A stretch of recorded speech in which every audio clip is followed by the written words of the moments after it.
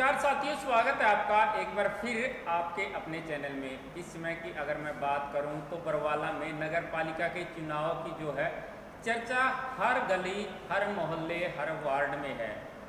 और इस समय की अगर मैं बात करूं तो मेरे साथ स्टूडियो में रवि बरवालिया जी है, जो कि वार्ड नंबर 18 से चुनाव में उतरने की ताल ठोक चुके हैं। रवि जी, स्वागत है आपका। नमस्कार सर, आपको और आपके दर्शकों का सर। रवि जी, ये बताइए कि सबसे पहले अपनी शिक्षा के बारे में बताइए। आपने शिक्षा कहाँ तक ग्रहण की है? सर मैंने पॉलिटेक्निकल की है, मैकेनिकल इंजीनियरिंग से, और अपना राजीव गांधी गवर्नमेंट पॉलिटेक्निक जो कि नरवाना अपना जींद डिस्ट्रिक्ट में, वहाँ से मैंने पॉलिटेक्निकल किया। और स्कूलिंग मेरी लोकल स्कूल से ही हुई है सर, अपना जनता हाई स्कूल से। उधर से मैंने स्कूलिंग की है, 10th तक मैं उधर तक पढ़ा हूँ सर। जी जी। रवि जी, अगर मैं बात करना चाहूँ आपके बिजनेस की, अभी आप कार्य क्या कर रहे हैं? क्या कुछ बिजनेस कर रहे हैं? सर मेरा बिजनेस कुछ है नहीं, मैं मतलब जॉब करता हूँ सर। मैं पहले 3-4 साल मैंने मुंबई जॉब की, अभी मैं 3-3.5 साल से दुबई जॉब करता हूँ सर। जी, दुबई। हाँ जी, दुबई जॉब करता हूँ। देखिए, दुबई में जो जॉब करते हैं अच्छी खासी उनकी तनख्वाह होती है। पगार की अगर बात करें तो परिवार का जो लालन पोषण है वो अच्छे से कर सकता है।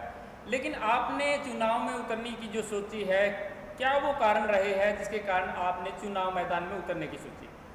सर एक्चुअली बात ये है कि समस्याएं इतनी हैं कि मैं मतलब आपको अगर मैं काउंट गिनवाने लगूँ ना तो मतलब एक पेज खत्म हो जाएगा। समस्याएं इतनी है हमारे वार्ड में। मैं वार्ड नंबर 18 से बिलोंग करता हूँ, बरवाला के वार्ड नंबर 18 से, लेकिन इतनी समस्या ना, उसके अंदर इतनी समस्या अगर काउंट करवाऊँ, वाटर से लेके सीवर लाइन से लेके पानी को लेके और भी मतलब बहुत मनमुटाव, बहुत सारी चीज़ें हैं सर। यानी कि समस्याएं इतनी है जिनको बयान नहीं किया जा सकता? नहीं सर, बिल्कुल नहीं सर। ऐसी क्या नौबत आई कि आपने उन समस्याओं को देखा और आपसे रहा नहीं गया कि मैं चुनाव में उतर जाऊं? देखिए सर, अभी एक वार्ड होता है सर, उसमें 1500-1600 लोग होते हैं सर। वोटिंग होती है सर। कोई भी प्रतिनिधि बनता है, एमसी बनता है, चुना जाता है सर, वो पूरे वार्ड को रिप्रेजेंट करेगा सर। तो उसका मतलब क्या है कि सर अभी क्या होता है ना कि एक जिम्मेदारी है, एमसी अगर आप बने हो उसको एक जिम्मेदारी दे दी गई है उसको, वार्ड के आप रिप्रेजेंटर बने हो, वार्ड के फर्स्ट पर्सन बने हो, वो जिम्मेदारी है। बट क्या है ना कि कुछ पीपल्स हैं जो इसको ना मतलब पावर चौधर समझते हैं, जबकि ऐसा नहीं है। ये एक रिस्पॉन्सिबिलिटी है, जिम्मेदारी है सर। आपको ये जिम्मेदारी की तरह नहीं, ड्यूटी, जैसे हम लोग 9 से 5 की ड्यूटी जाते हैं, वैसे ड्यूटी ये एक जिम्मेदारी है सर।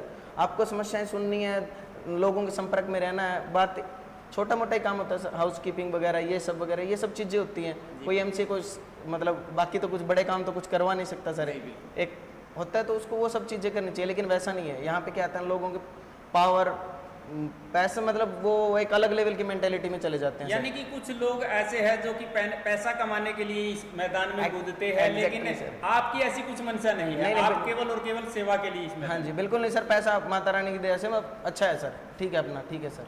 पैसे का मेरे को कुछ नहीं चाहिए सर, नहीं चाहिए मेरे को पैसा। ये बात मैं बार बार बोलता भी हूँ सर। मैं मतलब ठीक है सर, हम कमा लेंगे ना पैसा सर, हम ठीक है ना, हम विकलांग थोड़ी ना है सर, ठीक है, दिहाड़ी कर लेंगे, ये जॉब नहीं है, कुछ और कर लेंगे, कुछ और कर, पैसा तो कमा ही लेंगे। यानी कि शरीर स्वस्थ रहना चाहिए, पैसा तो आने जाने चाहिए। हाँ वो है, आपको भी पता है सर, आप देख सकते हो जी। अच्छा, इसके अलावा अगर मैं बात करना चाहूँ, चुनाव मैदान में अकेले आप ही प्रत्याशी नहीं होंगे, बहुत से प्रत्याशी होंगे जो कि हर मैदान में एक फतेह हासिल करने की जो दौड़ में होते हैं, वो यहाँ आपके समक्ष हो गए। तो जनता आपको ही क्यों चुने, ऐसा आप क्या करना चाहेंगे? देखिए सर, मैं आपका ना इसको बिल्कुल मतलब एक बढ़िया, मेरे हिसाब से बढ़िया आंसर देता हूँ। ये देखिए सर, अभी जो जितने प्रत्याशी हैं ना सर, हो सकता है मेरी ये बात किसी को बुरा लगे, बट मेरी ऐसी कोई इंटेंशन नहीं है किसी को हर्ट करने की जी। बट आप ये देखिए ना, जितने भी प्रत्याशी है वार्ड में 19 वार्डों को आप काउंट कर लो सर। आप ये पूछ लो कि मेरा वार्ड 18, मेरे वार्ड में कितने प्रत्याशी है, या किसी भी वार्ड में कितने उनसे ये पूछो आप सर कि आपके वार्ड में गली कितनी है, किस गली में कौन सी समस्या है, ठीक है। उनको ये सब नहीं पता रहेगा सर। पता क्या रहेगा सर? जातिवाद सर। हाँ, इस कास्ट के इतने वोट हैं, इस कास्ट के इतने वोट हैं, उनको कैसे मैनिपुलेट किया जाए, इधर उधर कैसे किया जाए, सिर्फ मकसद सिर्फ जीत रहता है सर। वैसे आप बुरा ना माने तो आपके वार्ड की गली के बारे में जान सकता हूँ, कितनी गलियाँ? बिल्कुल सर, बता सकते हैं। बताइए कितनी गलियाँ आपके वार्ड में? सर मैंने काउंट की थी, मैं घूमा हूँ वार्ड के अंदर, मैंने देखा, मैंने काउंट की थी सर, 24 से 26 गलियाँ हैं सर हमारे वार्ड नंबर 18 में सर। यानी कि आपने गलियों में जा करके समस्याएं भी देखी है, वार्ड के अंदर कैसे हालात है वो आप समझ चुके हो, जिसको लेकर के आपके को चुनाव मैदान में उतरना। हाँ जी बिल्कुल सर, बिल्कुल सर। देखिए सर, पूरे शहर में ना वाटर की समस्या है, सबको मालूम है। इकलौता 18 वार्ड नहीं है पूरे शहर में। बट हमारे ना क्या है ना, एक तालाब है सर, मेन मुद्दा ना वो तालाब है। वो क्या होता है, बारिश का पानी आता है ना सर, तो कुछ नालों का ना रुकना उस तरफ है, तो पानी इकट्ठा हो जाता है सर उधर, फिर वो ना गलियों में आता है।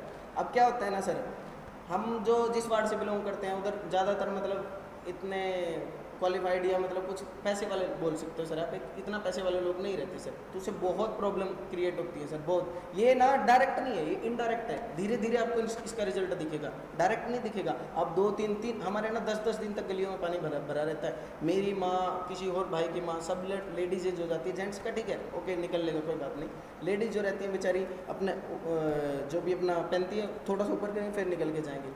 अब मेरी मम्मी के पास भी हेलीकॉप्टर नहीं है, दूसरे की मम्मी के पास भी हेलीकॉप्टर नहीं है, भाई बैठे और निकल के उड़ के चले गए, वैसा कुछ है नहीं।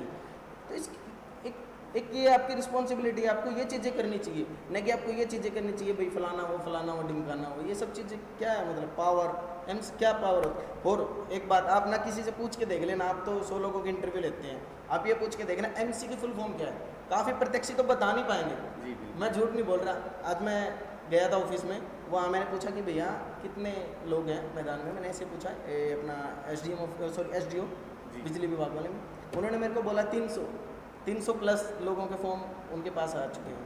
तो बोलता है कि मतलब एक फ़नी कमेंट था, बोला अभी बरवाला के अंदर सब लोग एमसी बनेंगे, वोट कौन करेगा।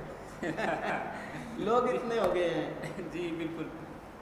अच्छा, जाते जाते आपसे चाहेंगे कि अपने वार्ड वासियों से क्या कुछ अपील करना चाहेंगे। मैं यही बोलूँगा कि बस सोचना, ऑब्जर्वेशन करो, आप देखो कि चल क्या रहा है। हर बार मतलब कास्टिज्म, समाज, इन चीज़ों को लेके आप उसके अंदर मत घुसो। समाज ने बोल दिया, बहुत सारी चीज़ें ऐसी हैं कि आपको सोचना पड़ेगा उसके लिए। आपको कास्ट से उठ के एक डेवलपमेंट की चीज़ सोच को रखते हुए आपको देखना पड़ेगी, ये चीज़ देखनी पड़ेगी कि ये नहीं देखना है। एक एज भी फैक्टर बहुत करता है सर। अभी काफ़ी लोग मेरे को बोलते हैं सर कि छोटा एज हो, एज मतलब आपको तजुर्बे के लिए दाढ़ी वाइट करने की ज़रूरत नहीं है। आपका एक मोमेंट ऐसा क्लिक होता है लाइफ में, आप कर पाते हो, उन चीज़ों को फील कर पाते हो, यानी कि मन में वो जज्बा होना चाहिए। हाँ जी डेफिनेटली सर। तो दर्शकों, ये थे हमारे साथ रवि बरवालिया जी, जिन्होंने दुबई की जॉब छोड़ करके वार्ड की समस्याओं को देखा और समझा उनको कि किस प्रकार से इन समस्याओं को दूर कर सकते हैं। अगर मैं बात करना चाहूँ रवि भाई की, रवि भाई शिक्षा की इन्होंने बताया किस प्रकार से इन्होंने सिर्फ शिक्षा जो है वो ग्रहण की है और जो समस्याएं इन्होंने बताई है। हालांकि हमने भी इंटरव्यू काफ़ी किए हैं, लेकिन जिस प्रकार से इन्होंने गली गली जा कर के अपने वार्ड की समस्याओं को समझा है, इसी प्रकार से अगर ये जो कह रहे हैं इन पर खरा उतरते हैं तो बिल्कुल वार्ड नंबर 18 की एक नई तस्वीर देखने को मिल सकती है। आप लोग हमारे साथ इसी प्रकार से जुड़े रहिएगा। बरवाला के तमाम वार्डों के प्रत्याशियों की हम आपके समक्ष वो बातें, वो समस्याएं किस प्रकार से वो मैदान में आए हैं, सभी आपको दिखाने का काम करें। सर मतलब मैं एक बात बोल सकता हूँ जाने से पहले? जी बिल्कुल बोलिए। मतलब एजुकेशन को लेकर मैं बात बोलूँगा, स्पेशली युवा जो मेरे भाई हैं, अगर इस इंटरव्यू को देखें तो एक फील करने वाली बात है। सोचना आप मतलब बहकावे में मत आया करो किसी के, जितना उसके ना पढ़ो लिखो और उसके बाद समझने की कोशिश करो ना, ऑटोमेटिकली आपको फील होगा कि हमारे आसपास में जो सराउंडिंग में चल क्या रहा है।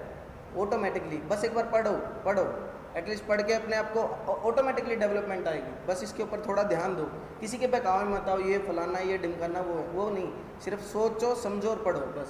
बस मैं ये बात कहना चाहूँगा सर। यानी कि अगर मैं जिक्र करना चाहूँ तो शिक्षा को आप सर्वोपरि मानते हैं? सबसे पहले सर, सबसे पहले। हाँ जी सर। देखिए, जो लोग शिक्षा को सर्वोपरि मानते हैं वो लोग ही इस देश का विकास कर सकते हैं, क्योंकि अनपढ़ लोगों के हाथों में देश जाने के बाद दशा क्या हो सकती है आप लोग खुद समझ सकते हैं। धन्यवाद, आप लोग हमारे साथ जुड़े। रवि जी, आपका बहुत बहुत धन्यवाद सर, आपको और आपके दर्शकों को सर।